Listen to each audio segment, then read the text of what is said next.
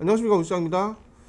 제가 이번에 맥북 프로를 바꿨잖아요. 그래서 언박싱 한번 했었죠. 제가 산 맥북 프로가 정확하게 애플 맥북 프로 M1 맥스 64GB 램이 있고, 그 다음에 SSD는 2TB짜리로 바꿨습니다. 600만 원이 좀 넘는 거고요. 이제 돈을 많이 들여서 이제 컴퓨터 바꾼 이유가 있을 거 아니에요. 일단 첫 번째는 제가 먼저 쓰던 맥북 프로 이제 16인치 인텔 i9 2019 버전이에요. 저는 쓰던 게 이제 그거보다 CPU 성능이 훨씬 좋다고 해서 바꿨습니다. 근데 아직 검증이 안 된 상태였어요, 사실상. 그러니까 기존에 이제 뭐 유명한 유튜브 분들이, 테크 유튜버 분들이, 외국 포함해서 이제 그런 인플루언서들이 일단 영상 편집 쪽으로 해서 리뷰를 많이 하셨어요. 일단 그거를 제가 보고 구매를 했는데, 일단 첫 번째로 사진이나 영상이나 메커니즘이 비슷해요. 어쨌든 인코딩이라는 게 들어가는 거니까 암호화라기보다는 뭔가 압축하는 거죠. 사진도 마찬가지로 라우 파일에서 JPG 파일로 압축을 해야 됩니다. 영상도 마찬가지로 뭐 프로레스 4들들 뭐 이런 되게 코덱들이 많잖아요. 어려운 코덱들이 있는데, 어쨌든 우리가 유튜브에서 보는 거는 H.264 포맷의 그런 이제 그 압축 코덱을 이용해서 압축을 한 MP4 파일을 보는 거죠. 우리가 보는 거는.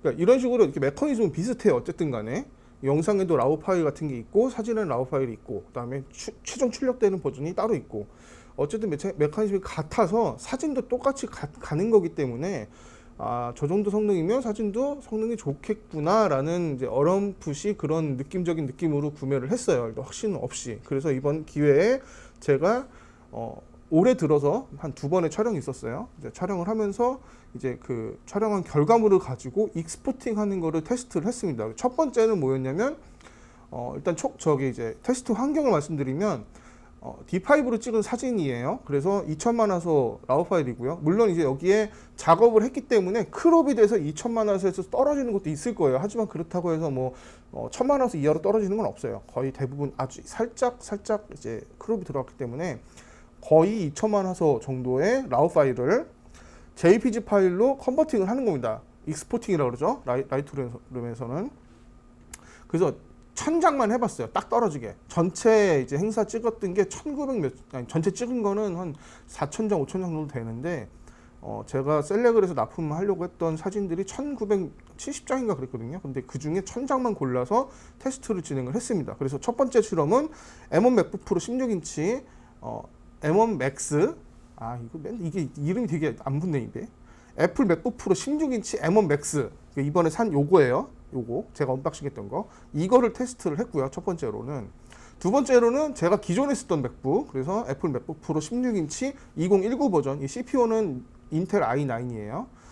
걔는 메모리가 16기가예요. 제가 그 메모리 올리질 않아가지고 그걸 테스팅을 했고, 이번에 어쩌다 보니까 저희 집에 맥북 에어가 하나 생겼어요. 맥북 에어 M1이에요. 이건 M1은 그 재작년에 나온 2020 버전인데, 요거까지 한번 같이 테스트를 해봤는데, 테스트 결과가 좀 황당했어요. 사실상 저희 테스트 결과를 보시면 일단 그래프로 딱 한눈에 보이시죠? 제일 작은 거 파란 거, 이게 이번에 새로 산 M1 맥스예요. M1 맥스 맥북 프로. 그래서 라우 파일을 1000장을 익스포팅을 하는데 걸린 시간이 14분 55초가 걸렸어요. 근데 옆에 있는 거 초록색 있죠? 요게 인텔 i9 프로세서를 가지고 있는 2019 버전이에요. 제가 기존에 쓰던 거. 얘는 32분 43초가 걸렸어요. 그러면 계산해 보면은 절반도 안 돼요. 속도가. M1 맥스가. 그러니까 두 배가 빠른 거, 2배 이상 빠른 거죠. 이 컴퓨터가. 기존 컴퓨터보다. 그러니까 그렇게 되면은 저는 앞으로 작업을 할 때 2배 빠른 시간 동안에 익스포팅을 할 수가 있습니다. 그쵸?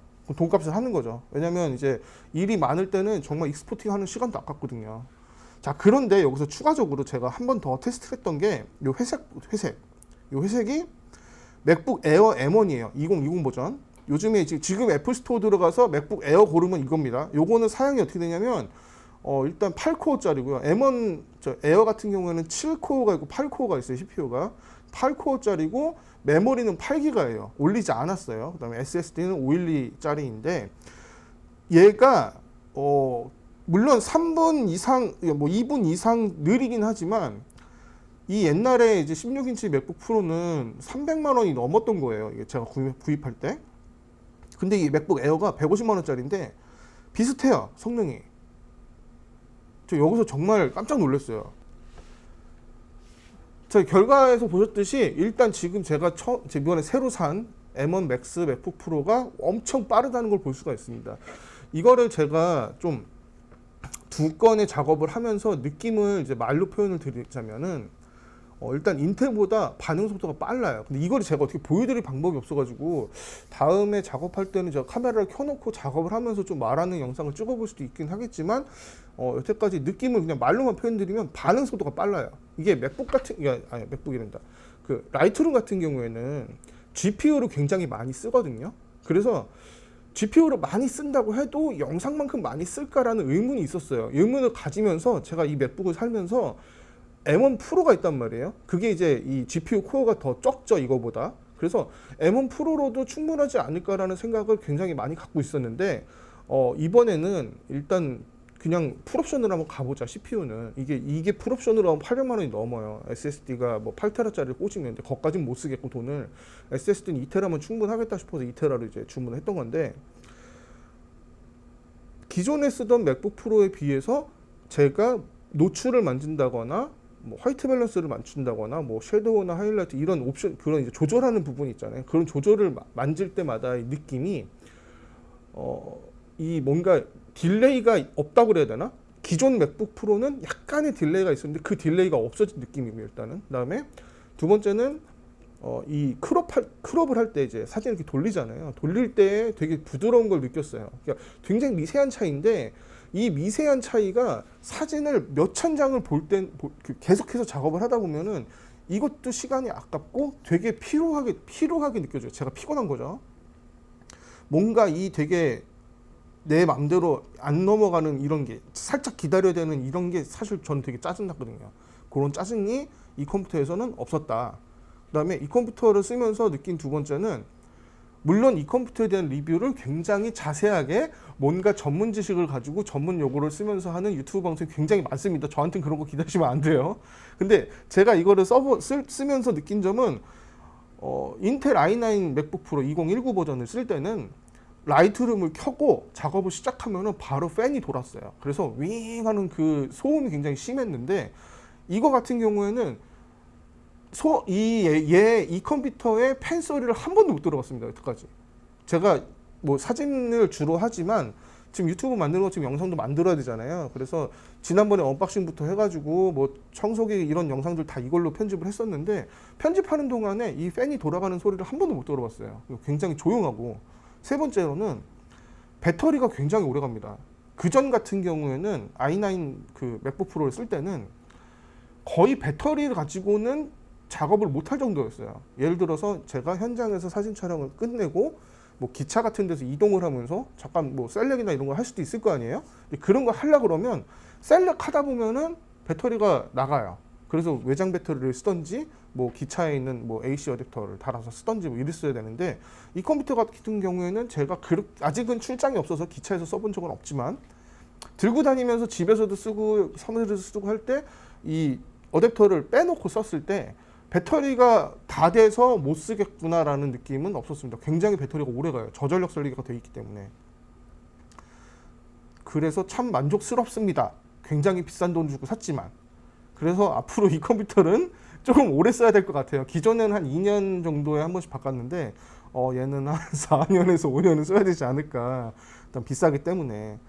추가적으로 이제 추가로 했던 테스트 M1 에어, 맥북 에어 M1 이 테스트를 진행하고 나서 느낀 점은 기존에 이제 저처럼 대량으로 작업하시지 않는 분들이라면 굳이 M1 프로나 M1 맥스를 사실 필요는 없겠구나라는 생각이 들었어요. 왜냐하면 맥북 에어 M1 150만 원짜리로도 기존의 인텔 맥북처럼 작업이 가능합니다. 그 정도는. 그리고 기존에 이제 다른 테크 유튜버분들이 말씀하신 것처럼 이 노트북 가지고도 M1 에어, 맥북 에어 M1, 이름 진짜 맥북 에어 M1 이거 가지고도 충분히 FHD 영상 편집이 가능하다 그랬어요.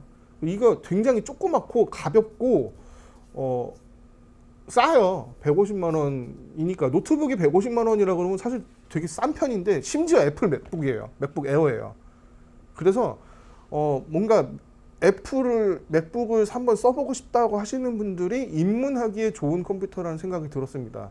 그래서 굳이 300만 원이 넘는 이 16인치 M1 프로 같은 경우 엔트리가 300부터예요. 300부터 시작을 해서 완전 풀옵션으로 800이 되는데 이렇게 비싼 거를 사서 나랑 안 맞아 뭐 이렇게 생각하실 수도 있기 때문에 그 전에 미리 써보실 용도로 맥북 에어 M1을 한번 써보시는 것도 괜찮을 것 같아요. 그리고 저 같은 경우에는 이제 그게 지금 저희 집에 있는 건데 이번에 어쩌다가 하나 더 샀어요. 그거는 맥북 에어를 이제 앞으로 해외 출장을 간다거나 해외 여행을 간다거나 하면은 저는 무조건 그거 들고 갈 겁니다. 이거 안 가져가고. 이거 엄청 무겁거든요.